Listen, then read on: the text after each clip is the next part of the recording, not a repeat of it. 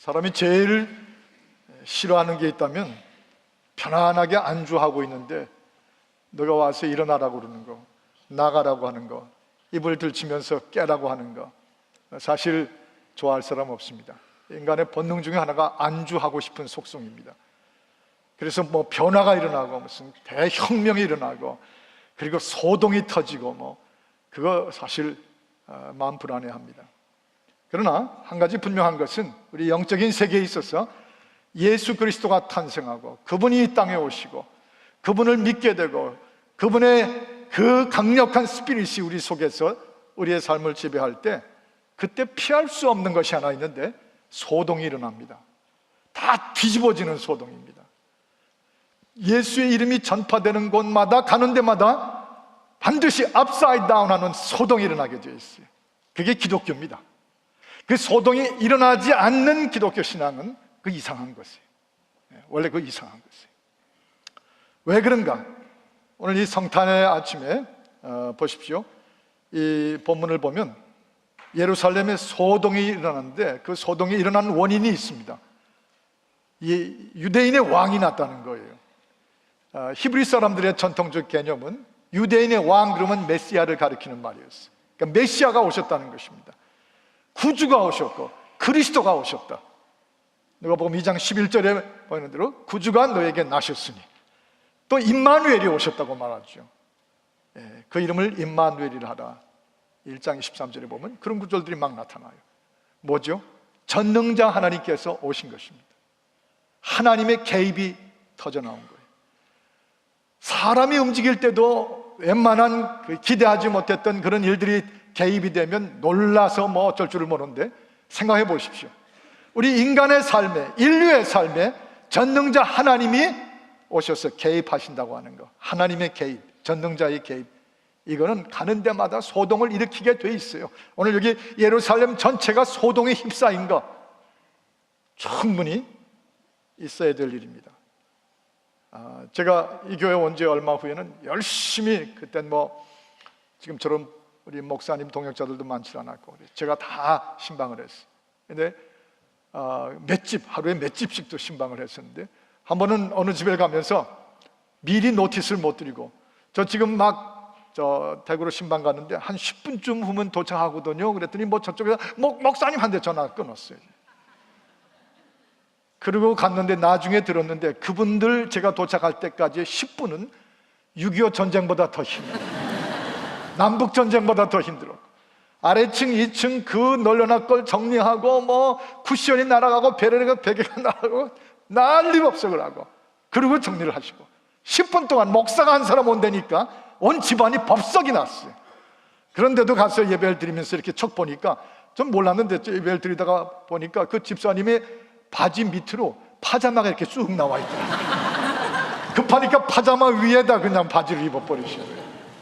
담임 목사 한 사람이 가도 소동이 이렇게 일어나는데 생각해 보십시오. 하나님 전능자께서 이 땅에 오셔서 그것이 예루살렘이면 예루살렘, 뉴욕이면 뉴욕, 런던이면 런던, 로스앤젤레스면 로스앤젤레스, 예수의 탄생과 오심과 임재와 그분의 개입이 있으면 그건 당연히 소동이 일어나게 돼 있어요. 죄가 씻겨져 나가고 악이 뒤틀려버리고 씻기고. 이 성령이 이 예루살렘에 소동이 있은 후에 예수님 부활하시고 수십 년 후에 또다시 예루살렘이 소동이 일어났는데 그때가 언제입니까? 이제는 성령이 예루살렘에 임하니까 온 예루살렘 성이 뒤집어지면서 하루에 3,000명이나 주님께 나오고 세례를 받고 그들이 가슴을 치면서 우리가 어찌할꼬 what shall we do? 우리가 어찌할꼬 소동을 일으키는 거예요. 그게 예수의 이름이 가는 곳마다, 예수의 임재가 나타나는 곳마다 그게 정상입니다. 여러분과 저는 어떻습니까? 우리 속에도 이 성탄이 딱딱하고 견고하고 뭔가 식어졌고 서늘했던 우리의 심령이라면 이런 성탄에 또 한 번 주님이 우리의 영 속에 들어오셔서 우리를 뒤집어 놓으시는, 우리를 확 해치시고. 우린 유행 가사 가운데도 저 가곡 중에도 잔잔한 바다를 아주 묵상하고 좋아한다는데 생물학자들의 말에 의하면 잔잔한 바다는 오히려 그 물속에 있는 생명체와 고기들을 죽게 한답니다. 그 파도 치는 파도, 폭풍이 몰아치는 파도 휙 뒤집어져 가지고, 그래서 그 생명체 그 안에 있는 물고기들한테까지 그 파도가 뒤집어질 때 산소가 유입되고 들어간다 그래요. 저 참 의미 있게 들었습니다. 소동이 일어나야 돼요. 예루살렘에도 일어났던 소동이 우리 가정들에도 일어나고 미국에도 일어나고, 지금 저와 여러분도 마찬가지예요. 영적인 소동이 일어나야 됩니다. 왜냐하면 주께서 우리에게 오셨기 때문에. 또 한 가지 여기 구절에 보면 어디서 이 아기 예수가 낳았느냐 하고 헤롯 왕이 물어보니까 그 서기관들, 스크랍스라고 하는 성경을 전문으로 연구하던 사람들이 우리 잘 아는 것처럼 뭐라고 대답하냐면 베들레헴에서 난다고 그랬습니다. 이 5절 6절에 보면 베들레헴아 너는 유대 고을 중에 가장 작지 않다. 우리를 다스리는 자가 나와서 너야 베들레헴에서 나와서 내 백성, 우리의 백성, 하나님의 백성을 다스리게 되리라. 베들레헴이라는 말이 나왔어. 예수가 어디서 낳느냐? 베들레헴에서 낳았다고 그랬어. Not Hyatt Hotel, not Hilton Hotel. 아니, even 예루살렘이라고 하는 네이션스 캐피털도 아닙니다. 베들레헴에서 낳았다고 그래요. 이 얘기를 듣고 예루살렘 전체가 또 한번 콱 소동이 일어나는 거예요. 거기 왕이 나실 장소 같은 데가 아니거든요. 저도 몇 번씩 베들레헴을 가봤지만 예루살렘은 가까워요. 가까이 있는데 주로 양치는 목자 중심이기 때문에 촌동네입니다. 근데 거기서 나셨대. 거기서 나신 거예요. 그리고 동방 박사들도 글로 갔어. 아기 예수 만나러. 어떤 때 소동이 일어납니까? 파격적일 때. 파격적인, 우리가 미처 생각하지 못했던 인간의 계산을 뛰어넘는 파격적인 일이 일어날 때, 와, 어째 이럴 수가 있는가 하는 소동이 일어나게 되어 있죠.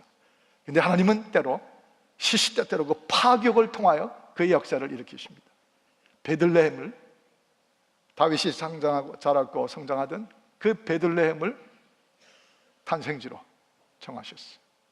그 베들레헴 중에도 베들레헴의 부잣집 안방이 아니고 마구간에 짐승들과 같이 지내는 마구간 구유에 예수님이 눕혀지게 하셨어요. 파격 중에 파격이에요.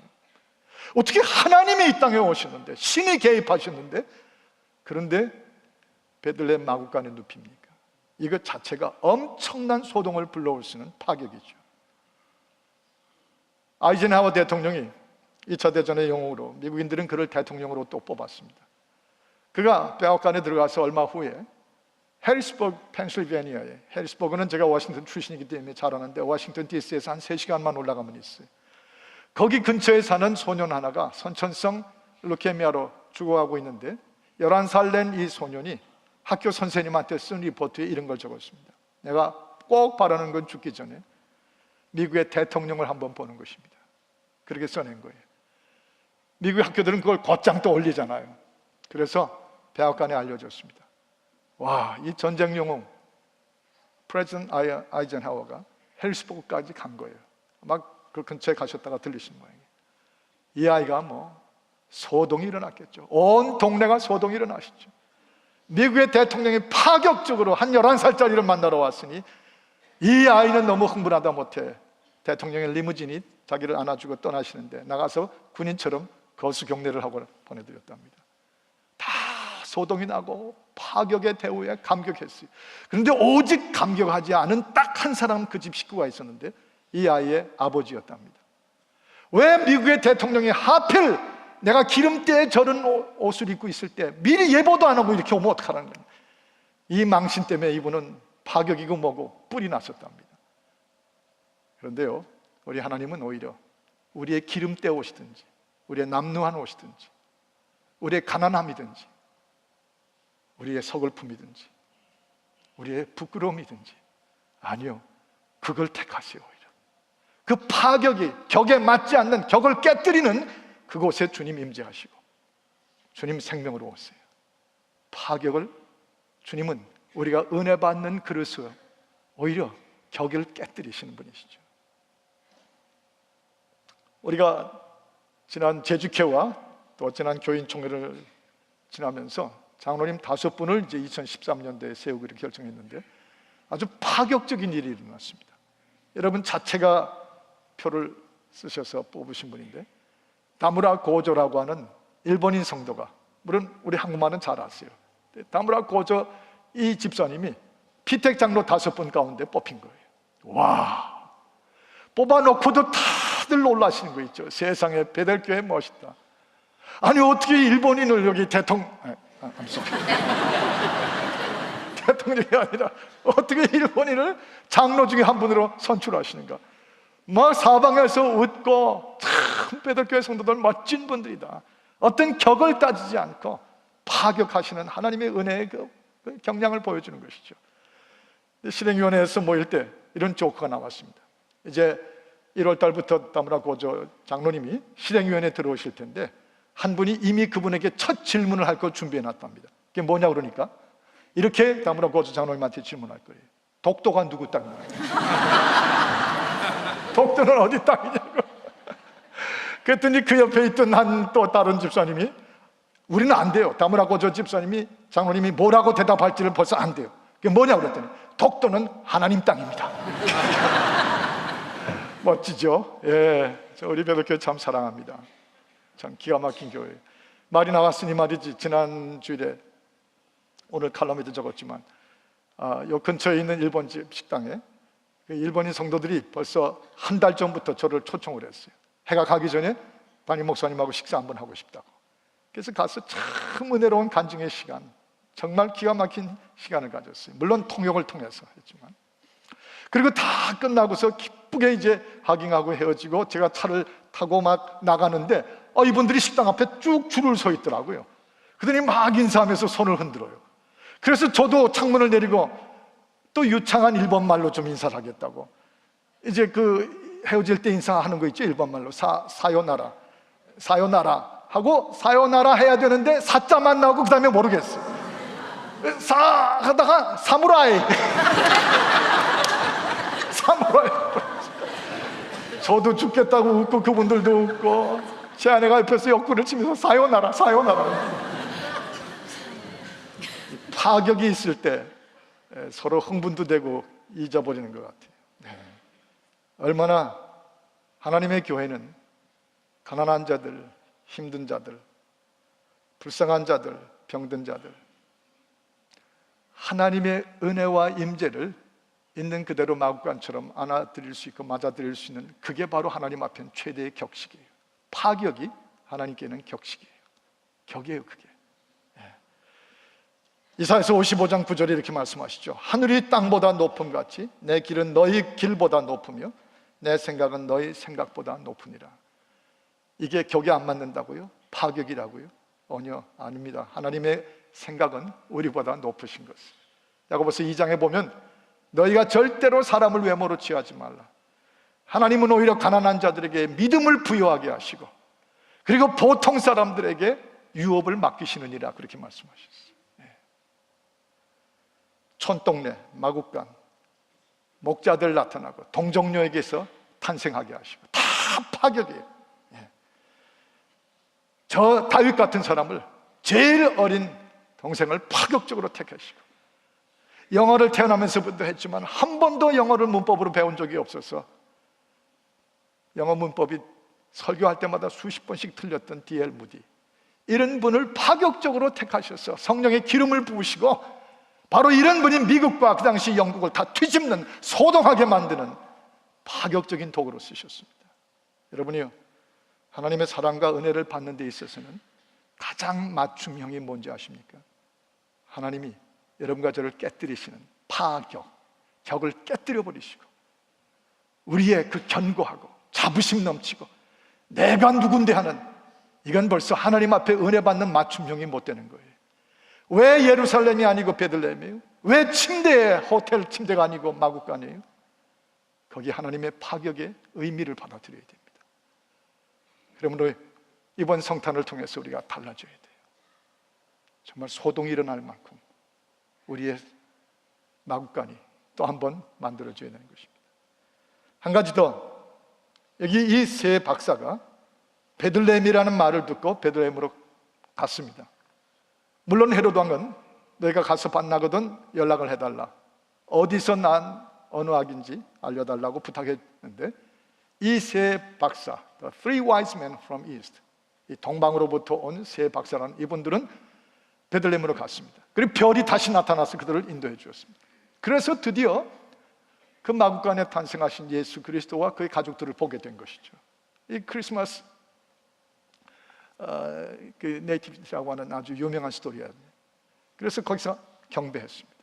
그 경배했다는 말은 왕 앞에 허리를 굽히고 머리를 땅에 대는 철저한 예배였습니다. 경배였습니다. 그리고 그 앞에 황금과 유향과 몰약을 드렸어요. 헤롯에게 주는 법이 없고 그 어린 탄생하신 별빛이 빛나서 인도함 받은 그 아기 예수께 황금과 유향과 몰약을 드렸어요. 황금은 왕에게 드리는 상징입니다. 유향은 시체를 발라주는 향유예요. 몰약은 시체가 썩지 않게 하는 의미가 있습니다. 예수 그리스도의 오심을 정확하게 표현하는 왕 중의 왕, 그리고 십자가에서 죽으실 그 시체가 사흘 동안 되실 그분, 사흘 만에 부활하셔 나오실 텐데 몰약을 발렸다는 말은 주님은 죽지 아니하시고 영원히 사시는 분인 것을 상징하는 몰약, 그거를 헤롯에게 바치지 않고 아기 예수에게 바쳤습니다. 아기 예수께 경배했습니다. 그리고 12절에 보면 꿈에 하나님께서 사자를 통하여 헤롯에게로 가지 말라 하는 말을 듣고 그 길로 다른 길을 택하여 고국으로 돌아갔습니다. 여기서 저는 중요한 사실을 발견합니다. 언제 이런 소동이 일어납니까? 권세가 이쪽에서부터 이쪽으로 이동할 때, 더 이상 헤롯의 말이 통하지 않을 때, 말만 들어도 벌벌 떨고 이 세상의 권세, 사탄 마귀에 짓눌리는 룰링, 그저 죄가 끌어가는 대로, 악이 시키는 대로 그렇게 그걸 권세로 알고 살던 여러분과 제가, 이 동방박사와 마찬가지로 그 권세가 거기가 다 권세인 줄 알았더니 아니요, 이 땅에 오시사 왕이 되어주시고, 이 땅에 오시사 우리를 위해 대신 죽으시고, 이 땅에 오시사 사흘 만에 부활하셔서 우리 모두를 부활하게 하시는 예수 그리스도, 그분 쪽으로 우리의 권세를 이동시킨 것입니다. 그 권세가 이동된 걸 따라가는 거예요. 헤롯에게 한마디 말도 안 하고, 아마 그 소식이 예루살렘에 들렸을 것입니다. 그들이 헤롯에게 돌아가지도 않고 다른 길로 갔다는 말, 와, 어째 이런 일이 일어나는가? 권세가 움직이고 이동될 때 소동이 일어납니다. 박근혜 대통령이 지난번에 당선이 되셨더라고요. 당선되신 걸 기뻐하는 분들을 축하드리고 또 기뻐하지 않는 분들을 위로해 드립니다. 그러나 하여튼 그분이 당선이 되셨는데, 그날 아침 새벽에 저도 관심이 있어 TV를 틀었더니 당장 대통령 경호차로 옮겨 타고 삼성동에서 떠나서 광화문까지 취임 소감 발표하러 가고, 그 경호실, 대통령 경호실이 쫙 앞뒤로 둘러싸고, 그걸 탁 보면서 우리가 뭘 느끼죠? 권력이 여기서 이쪽으로 이동됐구나, 그거예요. 하물며 영적인 세계에서 우리가 예수가 이 땅에 오셨는데도, 우리의 마국간에 탄생하셨는데도 여전히 사탄 마귀의 권세 밑에 우리가 있겠어요? 턱도 없는 얘기죠.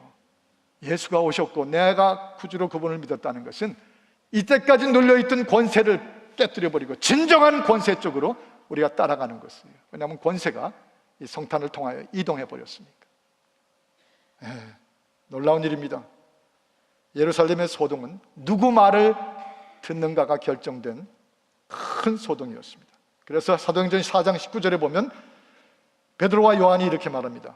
그 유대인들의 지도자들 앞에서 말해보라, 하나님 앞에서 너희 말을 듣는 것이 옳은가, 아니면 하나님 앞에서 하나님 말을 우리가 듣는 것이 옳은가?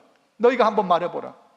너희 생각에는 인간이 하나님 앞에서 여전히 너희 같은 주색 잡기와 더러움과 치사함과 인간을 노예로 만들고 저희 재산 불리고 권력을 마음껏 써먹으며 온 세상을 더러움으로 차는 너희 말을 듣겠느냐, 그런 뜻이죠. 아니다, 하나님 말을 듣는 것이 이제부터는 옳은 것이다. 진정한 권력을 따라 움직인 담대하고 용기 있는 사람들의 고백, 이건 지금도 권세 이동을 깨닫는 새로 믿게 된 사람들마다 참 일어나는 소동들입니다. 엄청나게 변합니다. 확 뒤집어집니다. 딕 윌슨이라고 하는 분은 유명한 미국의 저술가고 신학자고 교수였습니다. 그분은 많은 영향을 끼치신 분이세요. 딕 윌슨이 수많은 신학생들과 또 또 평신도 리더들을 가르칠 때 그가 항상 도전하는 첫 구절이 있었습니다. 그게 유명하게 남아있어요.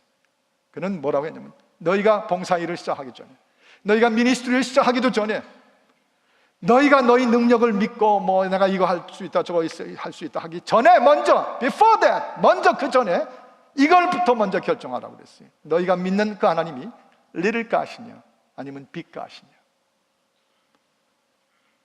little God이냐, 너희 생활에 그저 한 구석에 있을 뿐인 작은 하나님이냐, 아니면 너희 삶을 완전히 그쪽을 쫓아갈 수 있는 위대한 하나님이냐. decide. 그걸 먼저 정하라고 그랬어요. 이분의 트레이닝 앞에 수많은 인생이 바뀌고 미국의 영적인 삶에 큰 헌신자들이 나왔습니다. 예, 권력은 이동돼야 됩니다. 그래서 우리 속에 이때까지 가졌던 가치관이 뒤집어지고 소동을 일으키고 변하는 것입니다. 누구의 말을 들을 것인가? 누구를 쫓아갈 것인가? 더 이상 헤롯이 아니었습니다.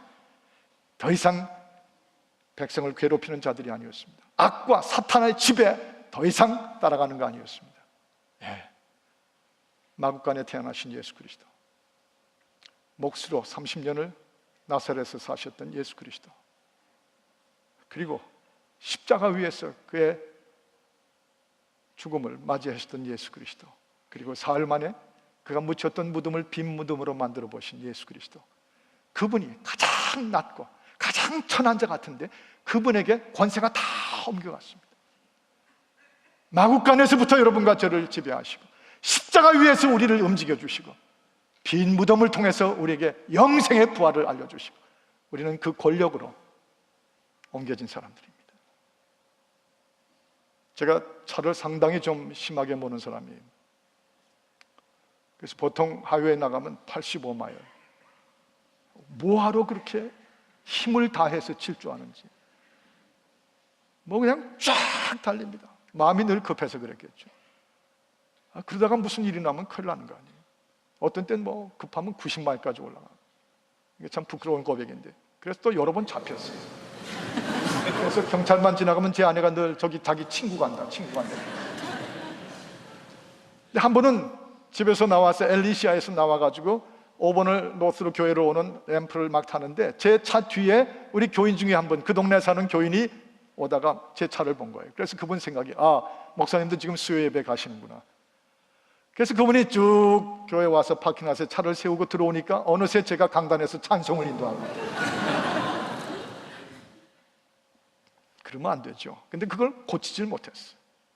마치 경쟁하듯이 운전을 하고 고치질 못했습니다. 그런데 제가 그걸 고친 두 여인 때문에 고쳤어요. 하나는 제 딸이라고 하는 여인이 고치게 했어요. 이 한마디로, 아빠 그러다가 죽으면 나 어떡하라는 거예요. 아빠 그러다 무슨 일 나면 난 어떡하라고. 운전 좀 줄여, 속도 줄여. 그 말이 막 들어오는데 사랑이라는 권세가 저를 짓누르는 느낌이더라고요. 아빠 그러다가 죽으면 그만일? 아니요, 난 어떡하라고. 근데 또 한 번 그 소식을, 그런 얘기를 듣다가 권사님 한 분이 그러시더라고요. 또 다른 한 여인이신데, 목사님, 우리가 목사님 의지하고 설교를 통해서 영향을 공급받고 우리가 신앙생활을 이렇게 기쁘게 하는데 목사님 그렇게 운전하다가 일 나면 우리는 어떻게 하란 말이에요. 거의 비슷한 얘기라는 거예요.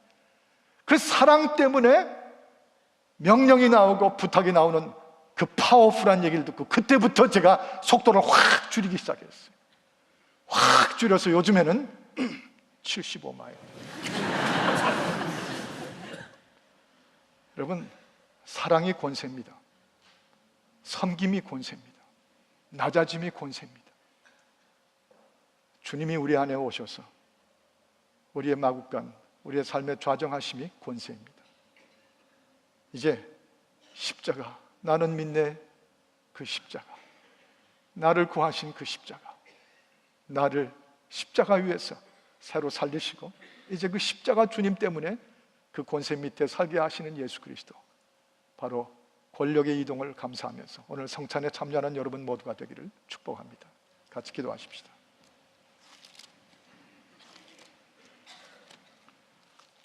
우리가 함께 기도하면서 묵상하십시다. 주께서는 우리 여러분과 저에게 바로 이 십자가를 통해서 명령하시고 십자가를 통해서 우리의 삶에 소동이 일어나게 하십니다. 식후에 또한 이와 같이 잔을 가지고 가라사대 이 잔은 내 피로 세운 새 언약이니 이것을 행하여 마실 때마다 나를 기념하라 하셨으니 너희가 이 떡을 먹으며 잔을 마실 때마다 주의 죽으심으로 오실 때까지 전하는 것이니라. 사랑의 주님, 이 성탄의 예배 주님의 찢기신 살과 흘리신 보혈의 피를 상징하며 성찬을 먹고 마실 때 하나의 예식과 칼치오와 전통으로 멈추지 말게 해주시고 진정 바라고 오나옵나니 다시 한번 우리의 깊은 영혼이 소동하고 뒤집어지는 주여 주님 때문에 생겨나는 거룩한 소동 가운데 이 떡을 받고 이 잔을 마시게 하여 주옵소서. 예수 그리스도 이름으로 기도합니다. 아멘.